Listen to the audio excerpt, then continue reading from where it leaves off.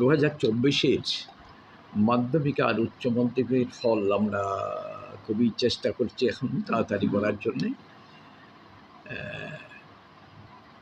তবে এই মাসের মধ্যেই আউট হয়ে যাবে, এই মাসের শেষ সপ্তাহে। কয়জন পরীক্ষার্থী হয়েছে?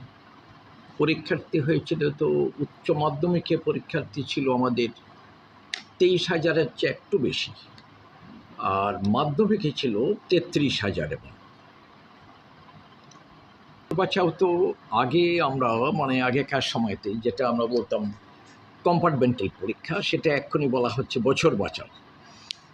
তো একবার পরীক্ষা ফেল করলো, ইয়ারটা যেন আবার জীবন থেকে চলে না যায়, আর একটা পরীক্ষা দিয়ে যেন এই বছরটা বাঁচানো যায় আর কি।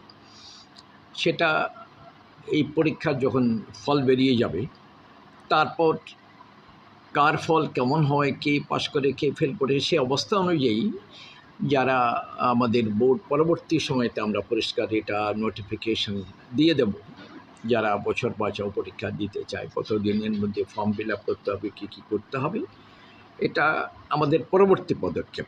এক্ষুনি যেটা পরীক্ষার ফল বেরিয়ে যাক,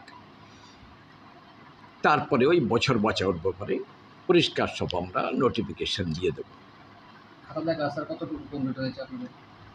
খাতা দেখা শেষ হয়ে গেছে।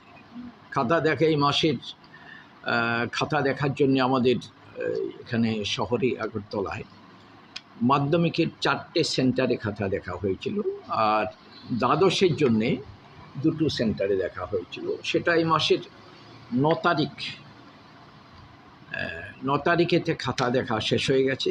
10 তারিখে সব জায়গা থেকে আমাদের খাতাপত্র উত্তরপত্রগুলো সব সংগ্রহ করে বোর্ডে অফিসে নিয়ে এলাম।